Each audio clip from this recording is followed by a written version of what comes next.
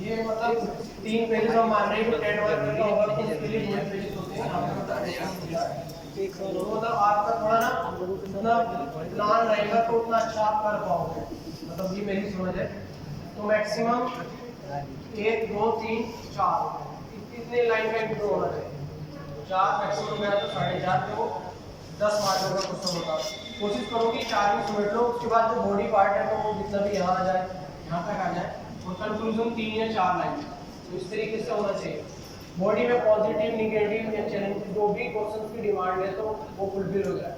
यही चीज अगर 15 मार्कर में है तो कोशिश करो कि इंट्रो अगर 6-7 लाइन का भी हो जाए तो चलेगा, क्योंकि ज़्यादा लंबा लिखना है।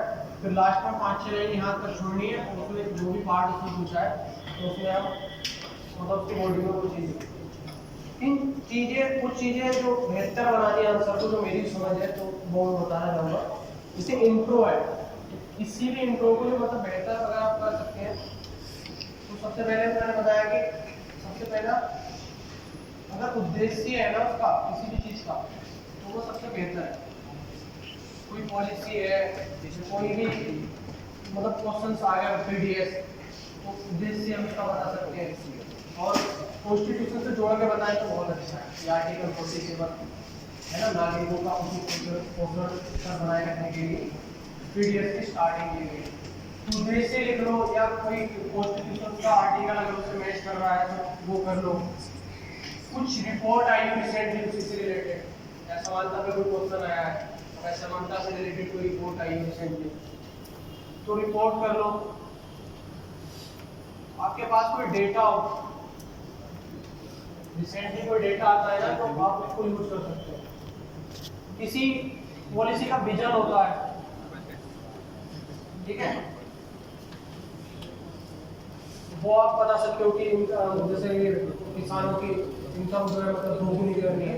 उद्देश्य जो है ना ज़्यादातर ऑर्गेनाइजेशन के आप लिख लीजिएगा, जैसे G20 का क्या उद्देश्य है या सार्क का क्या उद्देश्य है, बिमस्टेक का क्या है, तो इससे ना बहुत आसानी मिल जाएगी।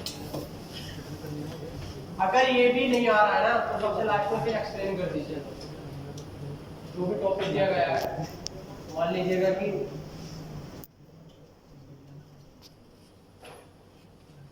जन वितरण प्रणाली दी गई है तो इनमें से किसी चीज में आपको समझ में नहीं आ रहा तो फिर एक्सप्लेन कर दीजिएगा कि जन वितरण प्रणाली क्या है। वो काम आप लास्ट में लिखिए।